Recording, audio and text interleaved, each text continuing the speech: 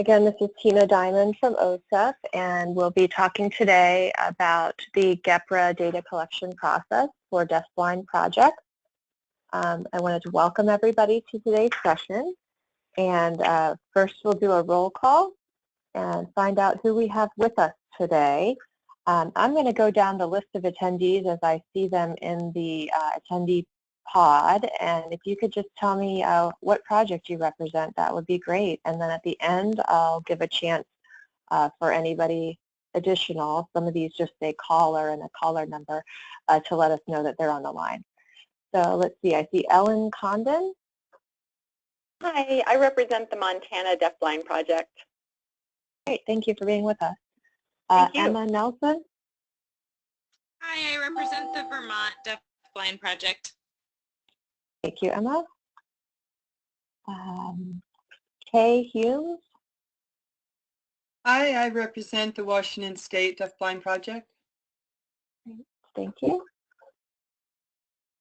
Beth Kennedy. Hi, I represent the Michigan Deafblind Project. Michigan, great. Melanie Lee. Hello, can you hear me? We sure can. Okay, great. This is Melanie Lee, and I represent the Hawaiian Pacific Deafblind Consortium. Thank you. Patrick? Hi, this is Patrick. I'm with the Alaska Project. Great, thank you. With people in all different time zones today. And then are there any other projects represented on today's call that I didn't call out? Hi, this is the New England Consortium. Okay. And your name? Tracy Evans Lewiselli. Thanks, Tracy. All right, so I think we have 7 projects represented here, and we also have some additional folks on the line today, and I'll take a minute to quickly thank them for participating. Pat Gonzalez from OSEP, she's our GPRA contract lead. Also, Joanne McCann from OSEP, who is one of our deafblind project officers. And also, with the study group joining us today, we have Patty Baraxis and Larry Law. And they'll be supporting the discussion today and assist with answering any questions you might have. And I do really want to encourage this to be a dialogue, since this process is something that may be new to some of you. Before we get started, I'd like to remind folks also that in order to have the best clarity on the phone line, we appreciate when folks can use mute on their phone when they're not speaking. So if you don't have a mute button on your telephone, if you could use *6 to mute your line, unless you have a question. Questions are encouraged throughout, so feel free to jump in and ask a question, or if you're more comfortable, you could also type your question in the chat box. Does everybody have access to the PowerPoint presentation that is on being displayed right now? Yes. Great, thank you. If anybody has difficulty accessing the presentation, please let me know and we'll make sure you can get it for download.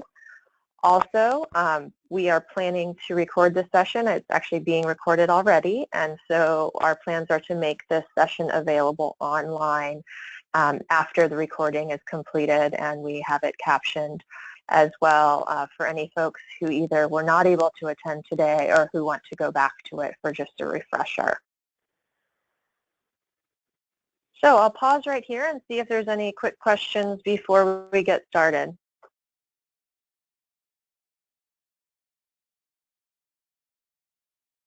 Okay, hearing none, I'll jump right into this.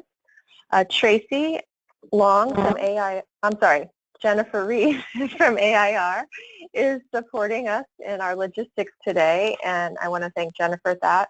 So Jennifer, if you could go ahead and move to slide 2. Okay, our objectives for today are to enhance your awareness of the program GPRA performance measurement requirements, to provide you with an overview of the procedures related to OSEP's GPRA performance data, the process for collection and information gathering, the analysis, and the reporting, and to respond to any questions that you all may have. One thing I like to point out is that this is kind of an incremental process, and as many of you all know, we are currently kind of right in the middle of that process. You've already received information and contact from the study group, and you've responded to them, giving them your list of services. And we're now in the process of getting ready to prepare descriptions of those. So the reason for this webinar is really to give you some support in providing and creating those descriptions, and to allow you to be able to ask questions and chat with me, as well as OSEP colleagues and the study group representatives that are on the line. Next slide, please. So just a little history. The Government Performance and Results Act of 1993 required all federal agencies to establish and annually report on goals, measures, and targets. The law was reauthorized in 2010 as the GPRA Modernization Act of 2010. And basically it requires government programs to assess their agency performance and improvement. So OSEP, together with the Office of Management and Budget, determines how our programs will be assessed. And the reason that this is critically important is because it provides Congress with information on the program performance, and it justifies continued funding for this program. So the better information we provide through this project and that we get from you as our funded projects, the better chances we are to justify continued funding of the program. Next slide, please. Again, OSEP reports progress on the performance measures annually to OMB and Congress, and it provides an aggregate picture of the performance of our entire technical assistance and dissemination program, and the deaf-blind state projects fall under that umbrella program. The review of our performance data affects our continued funding, as I mentioned, and OSEP also uses the data to improve the program performance and to make informed decisions about how we fund additional projects. Next slide, please. All right. So these are our annual measurements, commonly referred to as QRUs. They refer to the quality of services, relevance of a new service, and usefulness of a new service. You should have gotten detailed information about that in the mailings that you've received from the study group. Next slide, please.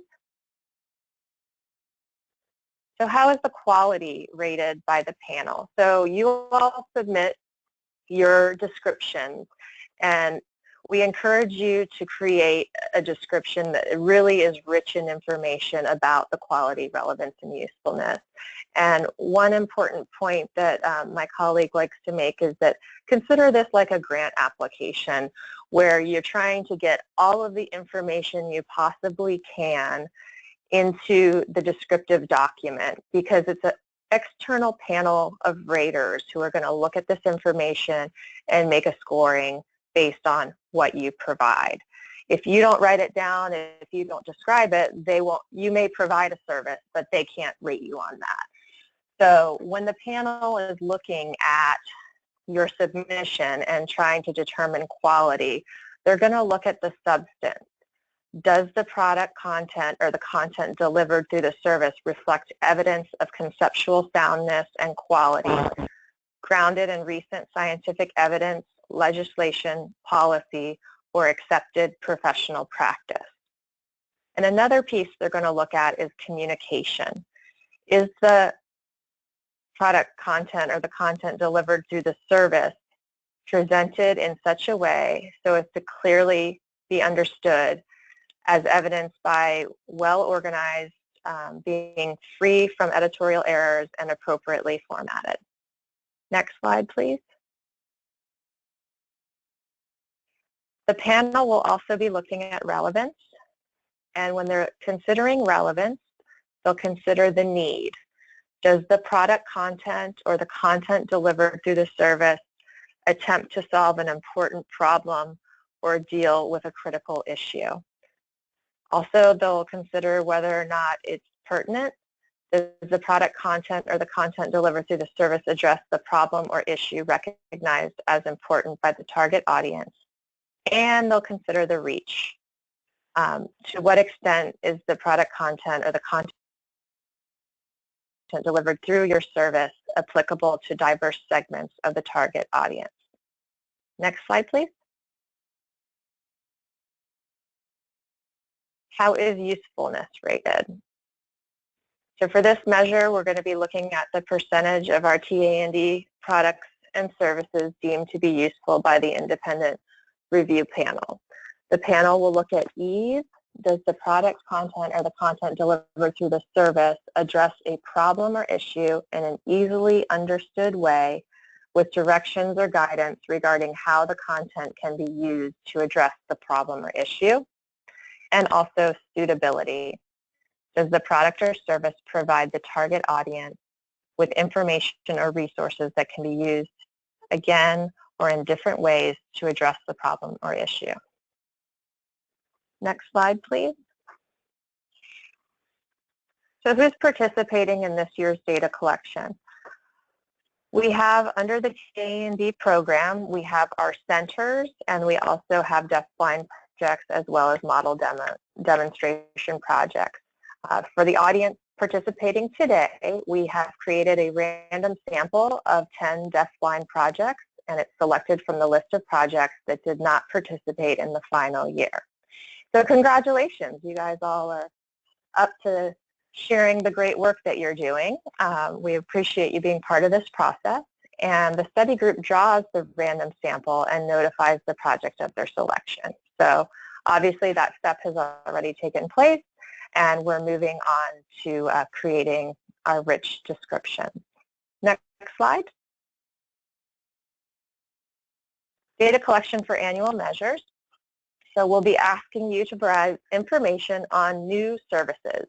You've already generated a list of new services that were delivered first during the fiscal year 2016. The study group has already randomly selected one new service from that list, and you as projects now are being asked to provide a description of the selected new service along with supporting materials. The description of the quality, relevance, and usefulness of the new service is going to be sent via the study group to a science expert panel if it's an evidence-based service, or they're going to look at the quality and a stakeholder expert panel to look at quality if it's a policy-related service. And relevance and usefulness will be looked at for all services. So one important thing about this is really to think about how you label whether or not your service is evidence-based versus policy-based. And Patty, I was wondering if you would like to make a few remarks about this. Good afternoon, everyone. It's nice to hear your voices on the phone. This is really a self-selection from your project. And it's based on the content of your service. So depending on where you're working, you might consider the fact that you're offering the service to be policy-based because it's required under legislation and regulation for your deafblind project and for the deafblind program. Or if you're working in a content area, you may decide that the content is evidence-based, in which case you're looking at just the research underpinning or foundation for the work you're doing. But that decision is entirely up to you. And the only consequence of that decision is if you choose it's evidence-based, then the ratings for quality will be done by a science panel that's comprised of people that have more of a content background.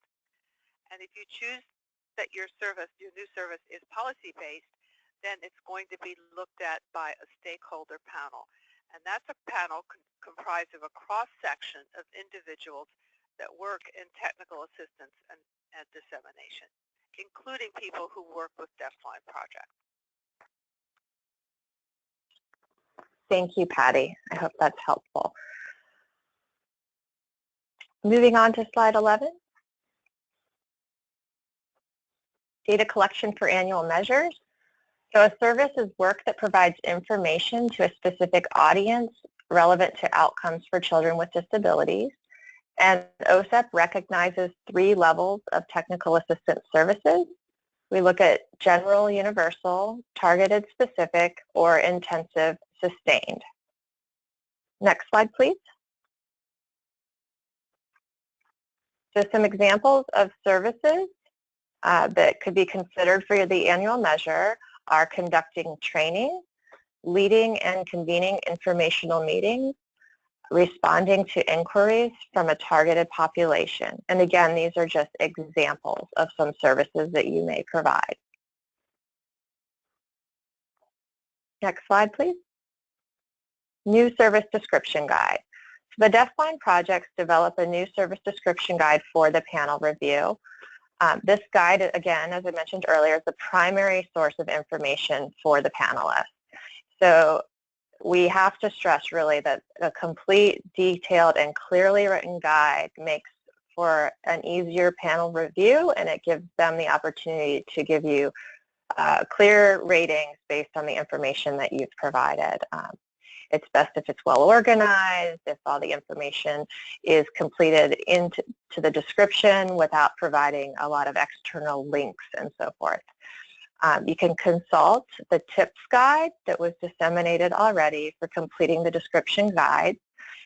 You can also chat with the study group ahead of time if you have questions about what's important to get into your description. Or if you provide your description in advance, the study group would be happy to review what you consider a draft of your description and give you any technical feedback on that. Next slide, please.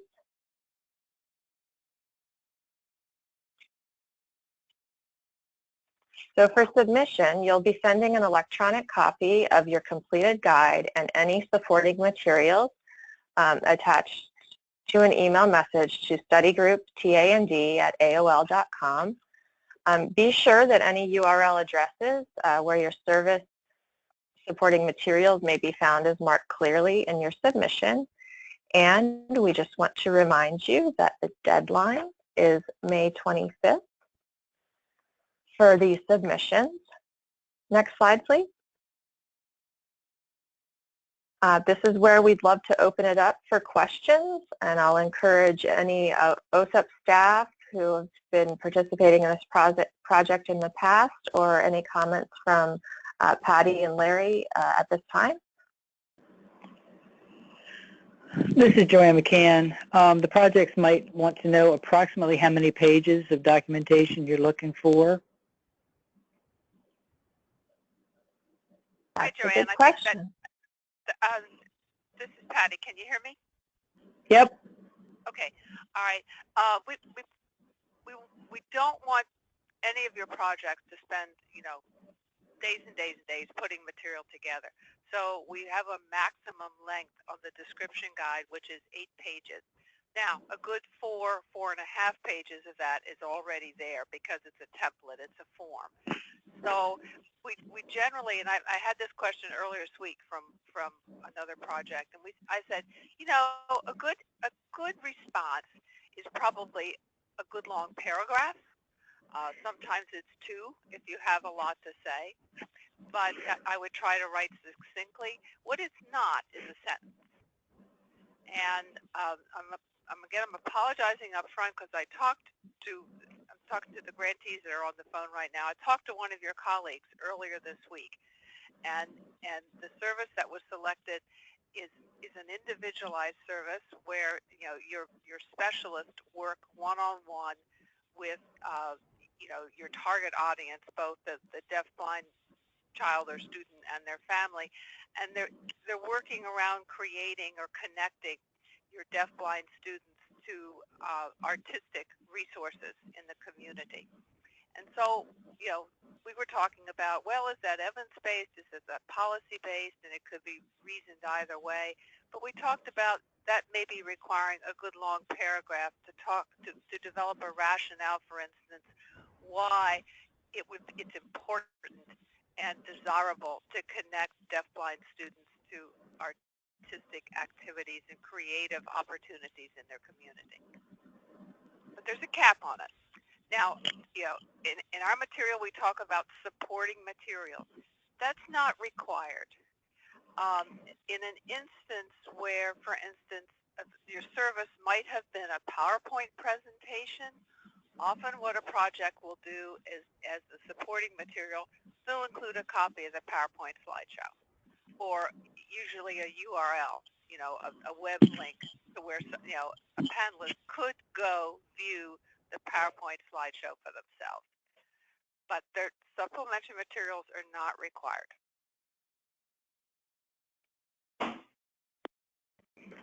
Perfect, thanks. You had said that we could submit a draft for feedback. If we would like to do that, what is the deadline to submit a draft? Hi, this is Patty again.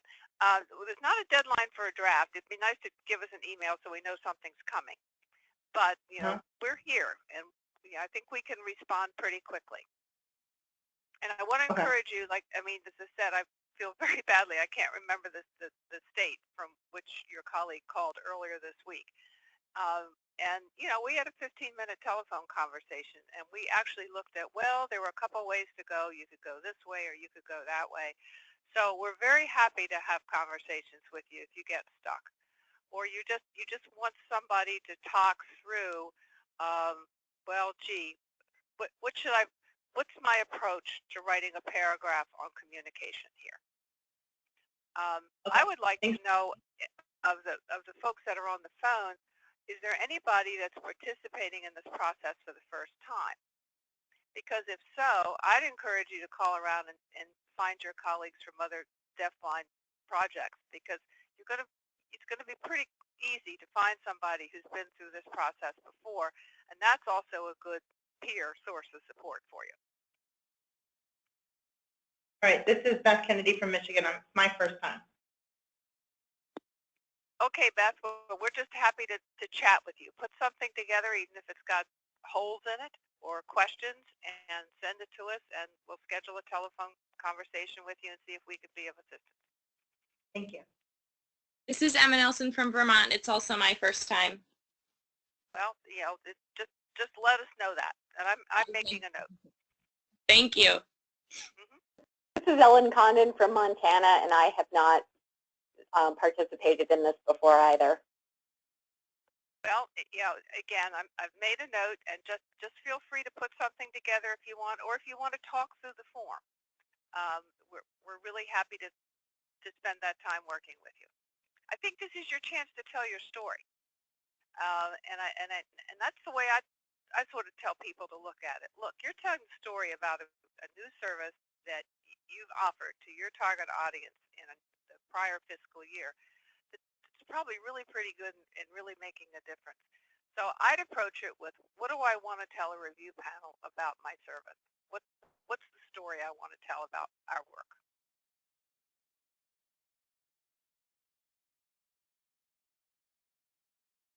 Hi, this is Tracy. I have a question regarding the evidence-based sort of parameters. Can you tell me, a lot of the research in the field of deafblindness is what's referred to as emerging. Is that sufficient, and should we address that in our response? I'm going to tell you up front, Joanne, I'm going to need some help on this, because I honestly, while I work in the field of special ed, I don't come out of your particular part of that field. Joanne, do you have an opinion, or you or Tina or Pat, if she's on the phone? Not particularly. Okay. Well, first of all, if you're going to go the evidence-based route, I would certainly say that the research is emerging, and I would make the case that you've drawn the content for your service from the best knowledge that's currently available, and if the empirical research base is thin, then you may be looking at how experts in the field have interpreted that research base and how they have responded. I mean, we have more. I think the difference is if you go evidence-based, the panel is going to expect to see some citations. And they're not going to see that because it's okay. Best practices. Okay. Then I would choose going from a policy base, and I would talk about the authorization of the deafblind program, the accompanying regulations, what the expectations are. I think what's in the priority. What's in the priority to which you responded? That's a great hook. That's a great way to get into it. I always look, and I think the panel does too. There's an understanding that your services are highly individualized, and I would make that case, and that's called for. That's a requirement. I mean, because if they're going to look at the research, and they're going to cite a research, and the research cites 10, 20, 300 deafblind kids, any researcher goes, well, that's not enough. When the N in the country is less than 10,000. So the research is not going to satisfy a quote-unquote researcher. Okay, then I would make the case from the policy perspective.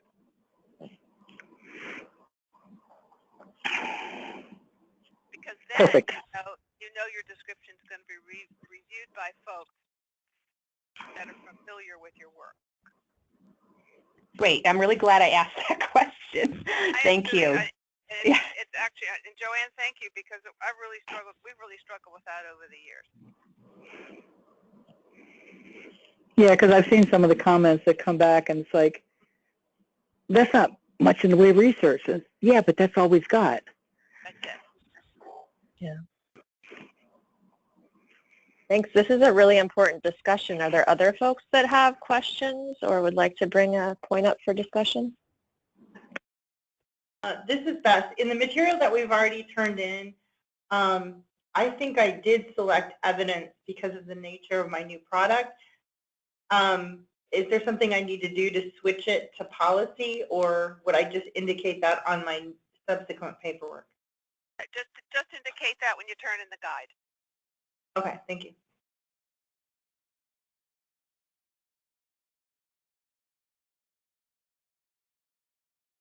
Is it okay if I ask a question specific to the new service that I'm going to be talking about? Certainly okay with us. Okay. Well, I'm assuming that I want to go evidence because our new service is basically joining with 2 other states to offer a combination of 2 AHOA modules in a cohort that was across Idaho, Montana, and in California. So all of the AHOA curriculum was written by leaders in the deafblind field. I'm assuming that I can back that up and term it as evidence. Would you agree, or would you encourage me to go policy? We noticed that when the list came in, and I don't know that much about the modules. You say they really are written by experts in the field? Yeah, actually, they're 27 modules that were developed by the National Center on Deafblindness with contributions from many of the state project directors and also people who have been in the field for as long as people have been talking about deafblindness. Right. I think because the panel is going to be looking at content that, yeah, there I would go evidence-based. Okay. But I would feel free to talk not just about the empirical research foundation behind that, but also the expertise. I would really feature the expertise that was brought to bear in the development process. And I'm just, since it's a curriculum, you would look for things I would mention, like if it was pilot tested, and just I would talk a bit about the rigor of the development process. Okay, so even though I wasn't involved in that piece, I should talk about that because I used the curriculum? That's it. Right. You could also talk about the content, yes. You could also talk about aligning the modules with the CEC competencies. There you go. That's good. Perfect.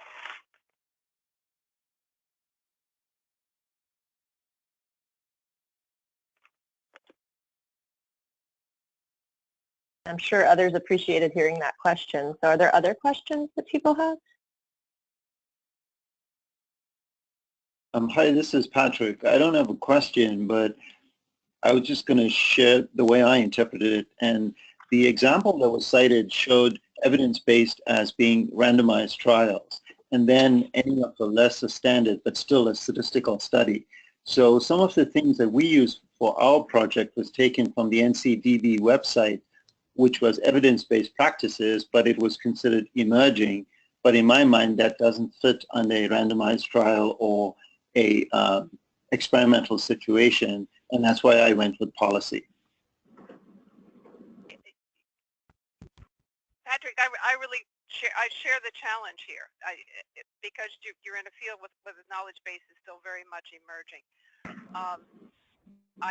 I don't think the panels are going to have a problem if you choose to go evidence versus policy. They'll look at how well you explain that foundation. I think at this point we have to say you could go either way. Just make sure in your response that here's the example I give, because the panel's going to be looking at the content of your service. And the example I normally give doesn't apply as much in your world as it does with the larger TA&D centers. I'd say, here's my example. If you're doing a professional development workshop, the panel's going to be looking at what content are you delivering through that service. They're not going to be answering the question, how good was your workshop? Thank you.